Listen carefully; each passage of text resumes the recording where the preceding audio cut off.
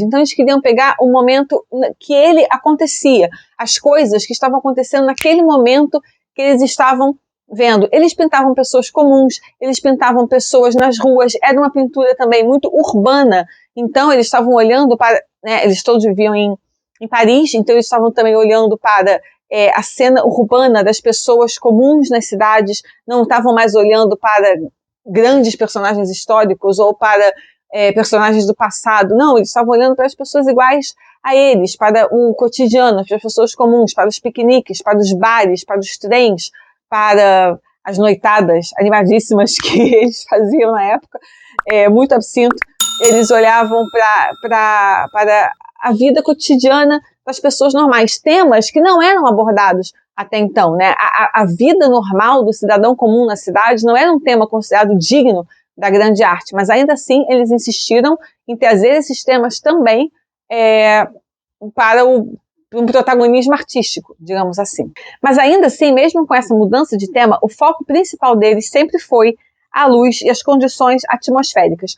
E a técnica também tinha muito a ver, porque eles pintavam com pinceladas rápidas, porque como eles queriam pintar exatamente o que eles estavam vendo naquele momento, era uma coisa muito precisa, de um instantâneo muito específico, e a luz atmosférica está sempre mudando, o ar não para, né? Então, assim, eles tinham que pegar exatamente aquilo que eles estavam vendo. Não dava tempo de ficar aperfeiçoando e fazendo e refazendo. Tinha que ser aquilo, porque a luz vai mudar, porque o céu vai mudar, porque o tempo vai mudar. Então, assim, como você está pintando uma coisa que é metamorfose ambulante, é pura mutação o tempo todo, você tem que ser rápido, então você tem que ser ágil. Senão aquilo que você quer retratar já mudou. É muito interessante isso, né? Eles estão querendo quase que encapsular, quase que eternizar a mutação constante, que é a luz, que é o tempo, né? Que é o ar, a atmosfera. Então as pinceladas tinham sempre que ser rápidas para retratar de forma fiel a mudança de luz, a mudança de clima, a mudança atmosférica. E eles, inclusive, criaram uma técnica chamada ala prima, de primeira, né, que é a tradução literal, que era para acabar uma pintura a óleo em uma única sessão, sem esperar a secagem da tinta. Isso também é bastante interessante, era uma coisa muito nova. E as pinceladas, além de rápidas, também eram muito soltas, eram assim, espontâneas, davam esse ar de espontaneidade do que eles estavam fazendo, porque realmente era isso que eles queriam. Então, no primeiro momento, aquilo pareceu grosseiro, mal acabado, mal feito, apressado, debochado, mas era assim, porque a intenção era essa. E isso é sempre muito importante, a gente tentar entender qual era a intenção que está por trás daquilo que a gente está vendo.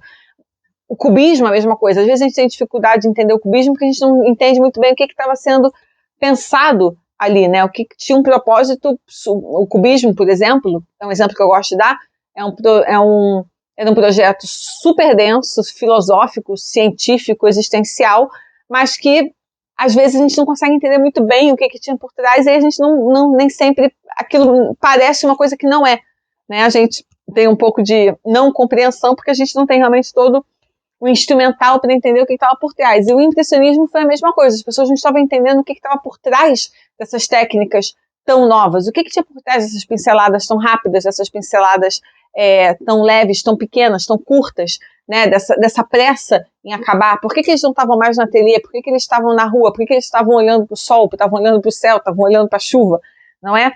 E algumas influências, a gente lembrar que eles estavam saindo do realismo, né, que era a escola imediatamente anterior, e também na Inglaterra é do período, né, o grande período da escola paisagística inglesa, então eles tinham esses dois referenciais imediatamente anteriores, mas uma enorme influência no impressionismo foram as gravuras japonesas, que também foram fundamentais para o Van Gogh, que é um pós-impressionista, mas que chegou a conviver com os impressionistas, ele conhecia todos, frequentava, era colega, amigo, conhecia todos eles, assim como o Cézanne. O Cézanne chegou até a participar da primeira exposição impressionista, mas ele ficou tão deprimido com a rejeição que eles tiveram que ele foi embora para Aix-en-Provence e passou o resto da vida isolado, trabalhando de lá. Ele não aguentou o nível de rejeição que os impressionistas enfrentaram logo de primeira.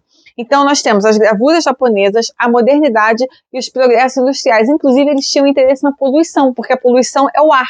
E a poluição interfere na paisagem atmosférica, evidentemente na luz, na qualidade do ar, óbvio, e ela é uma barreira para a luz, digamos assim. Então, o Monet, inclusive, tem aquela série, né, na Estação de Tempo, e Londres, o Monet passou um período em Londres, ele pintava muito em Londres porque ele estava interessado no fog, na poluição. Então, assim, ele se apaixonou, digamos assim, artisticamente pela poluição londrina, porque a poluição está interferindo justamente, né, no ar e na luz, que eram os grandes temas aí dos impressionistas. Os artistas principais, né, os principais impressionistas são artistas até hoje consagradíssimos e amadíssimos. Nós temos Manet, Monet, Renoir, Pissarro, a Berthe Morisot, a Mary Cassatt, evidentemente o Degas, claro, e alguns outros. Temos os pós-impressionistas que tinham relações com eles, né, como o próprio Van Gogh, o Toulouse-Lautrec, o Cézanne, que eu falei. E, de novo, aqui é só uma introdução, né, uma pílula do impressionismo, porque foi um movimento realmente muito revolucionário e eles fizeram 8 exposições coletivas ao longo de 10 anos, 12, 10, 12 anos, enfim.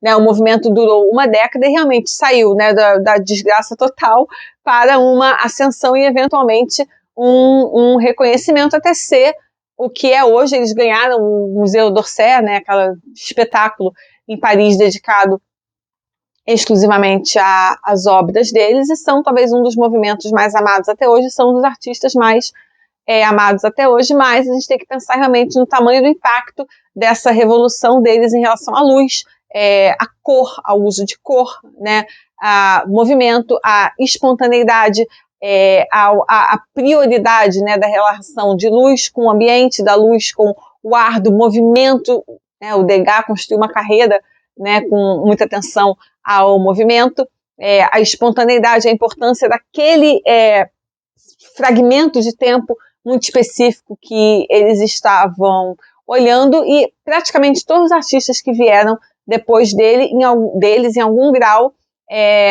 têm impactos de impressionismo em sua obra, principalmente pela questão absolutamente revolucionária que eles fizeram em relação principalmente ao uso de luz. A gente pode falar muito ainda sobre o impressionismo, sobre os artistas, que são muitos e muito queridos, todos eles.